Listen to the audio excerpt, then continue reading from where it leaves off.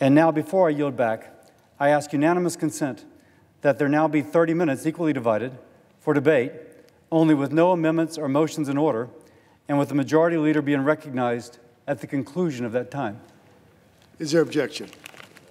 Without objection. Mr. President? I yield back. Assistant Democratic Leader. Mr. President? Senator from Oregon. For this tranche, I believe we will have Senator Durbin lead off for us, and then Senator Nelson and Senator Bennett each are going to try and take around 5 minutes. Okay? Senator Durbin. Mr. President? Mr. President, what happens when you decide to write a tax bill that changes the economy of the United States of America? You don't have adequate hearings to gauge what's going to happen. You don't bring in the experts to try to tell you what the impact will be on individuals, families, and businesses. And you stick around until 5 o'clock on a Friday night, and you hand out the work product for all the members of the Senate to take a look at before they vote on changes in the tax code that will affect the people they represent. This is what happens. 479 pages were handed to us. Now, they tell us that some of this has been around for a while, some of it's new. They don't tell us which part is new and which part is old. But lucky for us, on K Street, and there's nothing wrong with lobbyists, but on K Street, where the federal lobbyists live, they are following this really closely, and they have given us basically a cheat sheet, a scorecard, so we can figure out, at least generally speaking, how many changes have been made in the 479 pages since the last time we saw this proposed bill. Now, I defy any member of the Senate to stand here, take an oath that they have read this and understand what in the world it means to businesses and families and individuals. And if they want to take that oath, and maybe some will, then I refer them to, ladies and gentlemen of the American jury, I refer them to Exhibit A, page 257 out of the 479. Why do I pick this page? Because they didn't have time to type it. They wrote it out in longhand. We're not even teaching cursive in a lot of schools anymore, but someone on the staff knew it enough to try. The problem is, they wrote it in cursive along the margin here. It's about subchapter S corporations and how much tax they pay and what they don't pay. I defy anybody to read it because the problem was when they copied it, they chopped off lines. So there aren't full sentences here. They're just kind of like little phrases and words. This is your United States Senate at work. This is what happens when you push through a bill late at night, desperate to pass it, without really stopping to ask yourself, will this make us a stronger nation?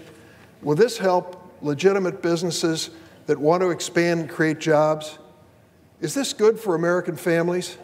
Well, the Joint Committee on Taxation told us yesterday, that's our scorekeeper. They're the ones we hire to be our scorekeeper. They're nonpartisan. They told us what they learned about this bill before we got the new version with the new amendments that our friends at K Street were happy to tell us what the listings were. They told us that this starting bill will add $1 trillion to the national debt so our kids and grandkids can pay it off to pay for the tax cuts. They also told us that the predicted economic growth that's supposed to come out of these pages of 4 or 5% a year is 0.8%, is it not? Correct. Am I right? Correct. They also told us that the biggest beneficiaries under this tax code, this Joint Committee on Taxation, happen to be the wealthiest people in America. Surprise. And the biggest corporations. They told us at least in the second 10 years, maybe before, regular middle-income families are going to pay higher taxes because of this. And they let us know, and we knew already, what's going to happen to programs like Social Security, Medicare, and Medicaid. You see, when you run up the national debt and you want to try to balance the books, our Republican friends have been very open about this. They want to cut the benefits under Social Security, Medicare, and Medicaid to try to balance the books. Well, America, are you ready for this? Are you ready for senior citizens who are counting on that Social Security check to get a cut in benefits to pay for a tax cut, a tax giveaway to the wealthiest people in America? Are you ready to see Medicare cut That's reimbursement for seniors for medical expenses in order to make sure that the biggest corporations in America get a tax break?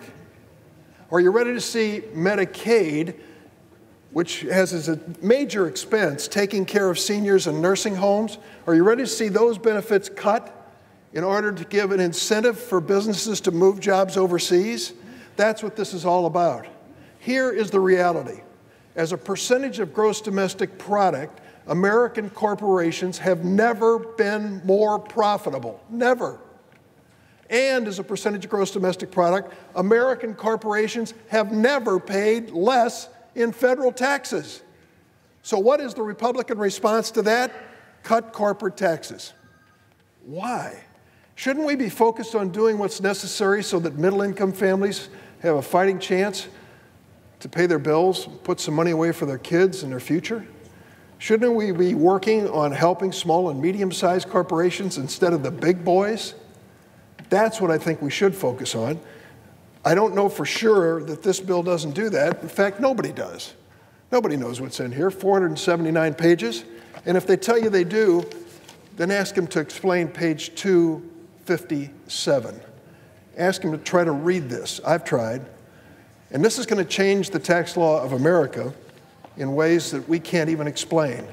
We've got to get this done because the United States Senate has done little or nothing this year.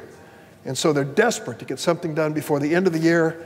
And sadly, it's a tax bill, which we've just been handed 1 hour and 50 minutes ago. Mr. President, I yield the floor. Mr. President, my colleague has a parliamentary inquiry, and then we're going to go to Senator Bennett. Mr. President, parliamentary inquiry. I submitted this page 257 of the amendment to be placed in the record. You gave unanimous consent for that to happen. I've now been instructed that the personnel of the Senate cannot read this page the way it is currently written. Could I have this entered in the record just as written with the handwritten notations on the side?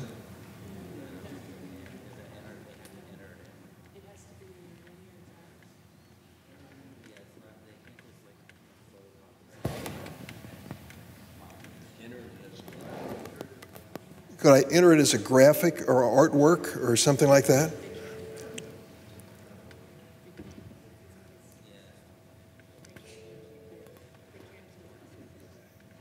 I'd ask the President, does that mean if the amendment has this page in it that the amendment cannot be filed?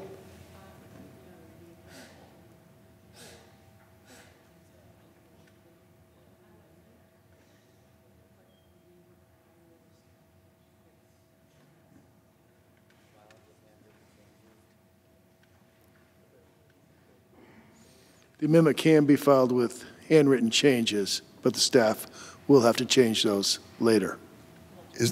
Correct them. I'd like to ask parliamentary inquiry further. Why didn't they accept page 257 after I received consent to put it in the record?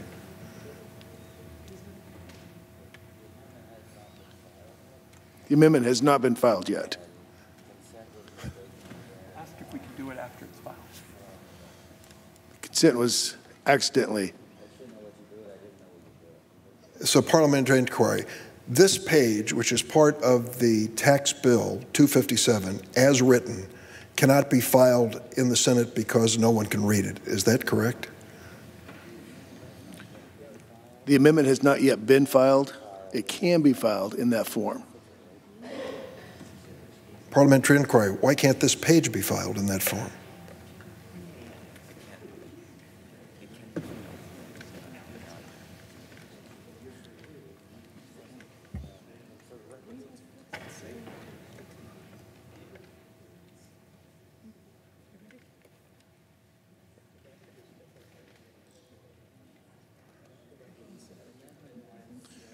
The amendment as shown with the handwritten text cannot be printed in that graphic form. Parliamentary inquiry. Senator Morgan. When this is filed, we want the American people to know what has actually been written on the side. Will it be possible, as part of Senator Durbin's statement, to add this written on the side portion as part of his statement so that the American people actually know how outrageous this process is, and it at least states as part of his speech what is written in the margin. Can that be stated as part of his statement? We can't find us.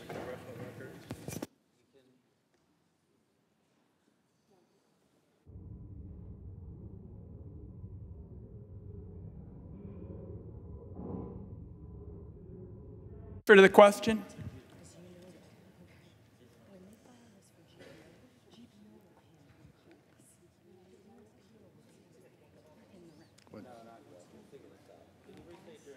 My question is, when the amendment is filed, I would like to ensure that the important point my colleague has made about what is written in the margin could be included as part of his written statement that will be entered into the record so that the American people can get some sense of what kind of flim-flam is actually taking place here.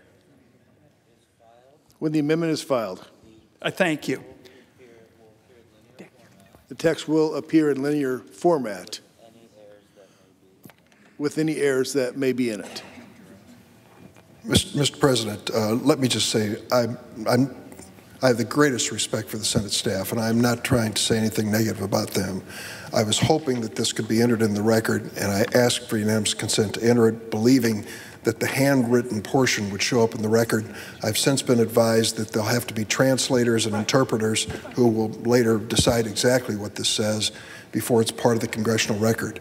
I think I've made my point about where we stand in preparation of a tax reform for America. Thank you.